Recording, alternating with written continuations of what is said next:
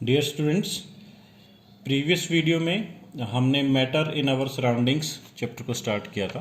We tried to define what is matter. Anything that has some mass और occupies some space, that will be called matter. और मास और wait का अंतर भी हमने वीडियो में देख लिया. Then we talked about space और द वॉल्यूम जो मैटर करता है. We defined matter. नाउ एक चीज जो अभी तक हम जान चुके हैं, that is a matter is essentially made up of particles. तो छोटे छोटे पार्टिकल्स में हम कंस्टिट्यूएंट पार्टिकल्स में हम ऐसा सपोज कर सकते हैं कि हर एक मैटर जो है वो पार्टिकल्स से मिलके बना. वो पार्टिकल्स एटम हो सकते हैं, मॉलिक्यूल्स हो सकते हैं, या फिर अकॉर्डिंगली. सो हम एक छोटे पार्टिकल्स की कल्पना कर रहे हैं. यहाँ पे 3 कैरेक्टरिस्टिक्स जो हम इनके बारे में जान चुके हैं वो थी: the particles have space in between them. Space, दो पार्टिकल्स के बीच में हमेशा स्पेस होगा. Then we talked about the movement. हमेशा पार्टिकल्स जो हैं वो मोशन में रहते हैं. रैंडम मोशन होती है ये. रैंडम का मतलब इसका कोई पर्टिकुलर डायरेक्शन हम नहीं कह सकते. तो ये लगातार होने वाली जिगजैग मोशन है. Then we talked about the third characteristic which is force of attraction.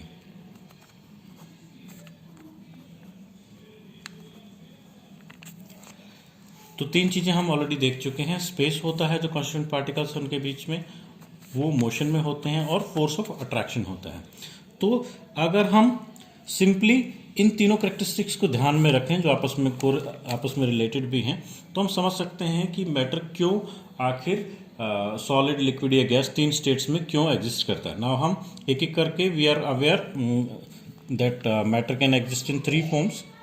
3 forms की बात करेंगे. तो 3 फॉर्म्स में आपका सबसे पहले आता है solids, then we have liquids and gases. तो इन तीनों फॉर्म्स में बेस्ड ऑन दीज करेक्टरिस्टिक्स हम समझने की कोशिश करेंगे कि एक मैटर जो है वो 3 फॉर्म्स में क्यों एग्जिस्ट करता है.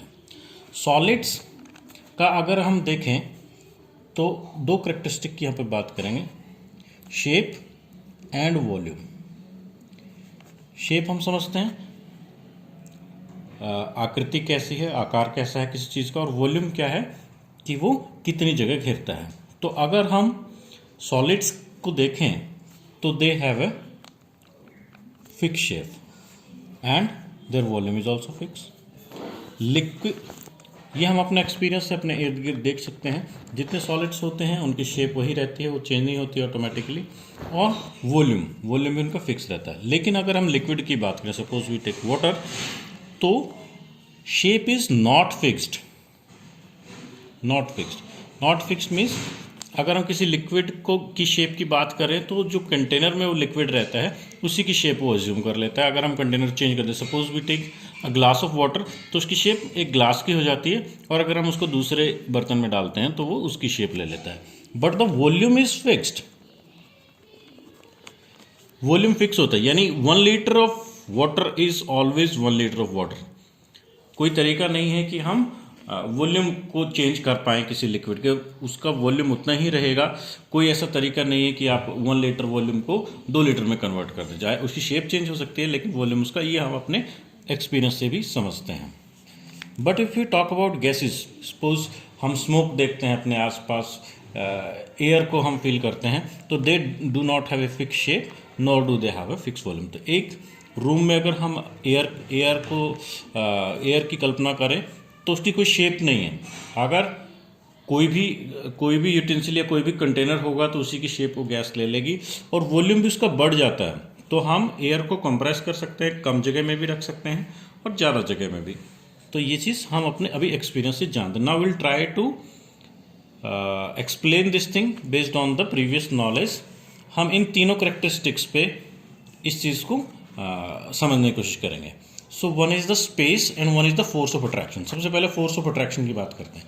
तो ये जो फोर्स है, फोर्स ऑफ अट्रैक्शन, यानी कितने फोर्स के साथ जो पार्टिकल्स हैं वो आपस में जुड़े हुए हैं। अगर आप यहाँ पर देखो ऊपर, तो एक ये इन दोनों के बीच में कितना फोर्स लगता है, हर पार्टिकल्स के बीच में कितना फोर्स है, उसकी हम बात करेंगे। तो सॉलिड्स में ये हमेशा बहुत ज़्यादा होता है। Solids have strongest force of interaction. Liquid में थोड़ा सा कम होता है और गैसेस में कम होता है, इनफैक्ट ना के बराबर होता है। तो यही चीज़ एक्सप्लेन करती है कि सॉलिड्स में जो पार्टिकल्स होते हैं वो बहुत टाइटली एक दूसरे से बंधे होते हैं और वो हिलडुल नहीं सकते। तो दूसरा पॉइंट हमारा क्या आ गया, मूवमेंट वाला। जो मूवमेंट वाला था या मोशन वाला था, दूसरा पॉइंट क्या आ गया, मोशन सॉलिड्स में बहुत कम होगी। क्यों? क्योंकि फोर्स ऑफ अट्रैक्शन अधिक है, इसीलिए सॉलिड के पार्टिकल इधर उधर नहीं जा सकते और उनकी फिक्स शेप होती है और फिक्स ही वॉल्यूम होता है। सेकंड चीज जो आती है लिक्विड में इंटरमीडिएट होता है, थोड़ा सा फोर्स ऑफ अट्रैक्शन कम हो जाता है, इसके कारण उनकी थोड़ी सी मोशन भी बढ़ जाती है। यानी जो पार्टिकल सॉलिड में बिल्कुल नहीं हिल सकते थे वो लिक्विड में थोड़ा बहुत हिल सकते हैं। अब हम बात करते हैं गैसेस की। गैसेस में फोर्स ऑफ अट्रैक्शन बिल्कुल लिस्ट होता है, यानी वो ना के बराबर होता है, उसमें कोई फोर्स ऑफ अट्रैक्शन, लगभग एक दूसरे से फ्री हैं, वो पार्टिकल्स इधर उधर जा सकते हैं। जब फोर्स ऑफ अट्रैक्शन बिल्कुल कम है तो मोशन इज मैक्सिमम, यानी पार्टिकल्स फ्री हैं, वो कहीं भी इधर उधर जा सकते हैं। इसीलिए पार्टिकल्स आपस में जुड़े हुए नहीं हैं और particles do not have a fix, gas do not have a fix shape और अ वॉल्यूम, तो इसमें कोई भी नहीं होता। लाइकवाइज हमने देख लिया। अगर हम स्पेस की बात करें तो वो भी अंडरस्टूड इसमें आ जाएगी। ये सॉलिड्स में क्योंकि फोर्स ऑफ अट्रैक्शन बहुत ज़्यादा होता है और मोशन नहीं हो पाती, तो उनके बीच में स्पेस जो है वो मिनिमम होता है, और लिक्विड्स में थोड़ा सा मॉडरेट होता है, और गैसेस में ये स्पेस मैक्सिमम होता है। यानी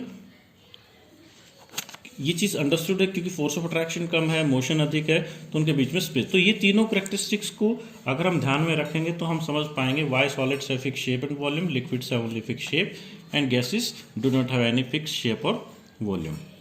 ठीक है, सो यही सारा कॉन्सेप्ट है कॉन्स्टिट्यूएंट पार्टिकल्स का, और इन तीन कैरेक्टरिस्टिक्स का यही डिसाइड करते हैं कि एक जो मैटर है वो किस फॉर्म में रहेगा।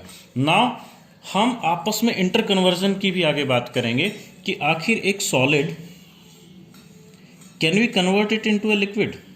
यस वी कैन, हम देखते भी हैं। And can we convert it into a gas. Yes we can. तो जो interconversion of solid, liquid and gas है वो सिंपली एक फिजिकल चेंज है जहां पर इन्हीं पैरामीटर्स के ऊपर काम होता है। तो एक सॉलिड की अगर हम बात करें, suppose we take ice, ice is solid and we heat it, हम इसको गर्म करते हैं, the ice becomes, it melts and it becomes water, तो ये वाटर बन जाती है। now again if we heat water, we will again heat it and it will become steam. So what essentially is changing, यहाँ पे क्या बदलाव हो रहा है, आइस के अंदर जो पार्टिकल्स थे वो बहुत स्ट्रॉन्ग फोर्स से बंधे हुए थे, हिलडुल नहीं सकते थे और उनके बीच में स्पेस नहीं था। फिर जब हमने उनको हीट दी, हीट देने से they got the energy and there motion increased. Motion increase होने से अब वो थोड़ा सा मूवमेंट उनमें हो सकता था और फोर्स ऑफ अट्रैक्शन उनका लूज हो गया, उनके बीच में थोड़ा स्पेस बढ़ गया, तो वो लिक्विड बन गए। अब अगर हम फर्दर उनको एनर्जी देते हैं तो अब मोशन बहुत ज़्यादा बढ़ जाएगी और फोर्स ऑफ अट्रैक्शन वीक हो जाएंगे और उनके बीच में स्पेस मैक्सिमम हो जाएगा, तो वो स्टीम में कन्वर्ट हो जाता है। So this inter conversion is basically possible. ये तभी संभव हो पाता है जब हम इनको एनर्जी देते हैं और एनर्जी हीट की फॉर्म में हम दे देते हैं। इसके उल्टा भी ट्रू है, हम डिटेल्ड नेक्स्ट वीडियो में इसका डायग्राम कवर करेंगे, इनके प्रोसेसेस के नाम हैं। जब हम एक गैस में से ही एनर्जी कम करेंगे तो लिक्विड में कन्वर्ट हो जाएगी और लाइकवाइज वो फिर सॉलिड में कन्वर्ट हो जाएगी। Thank you.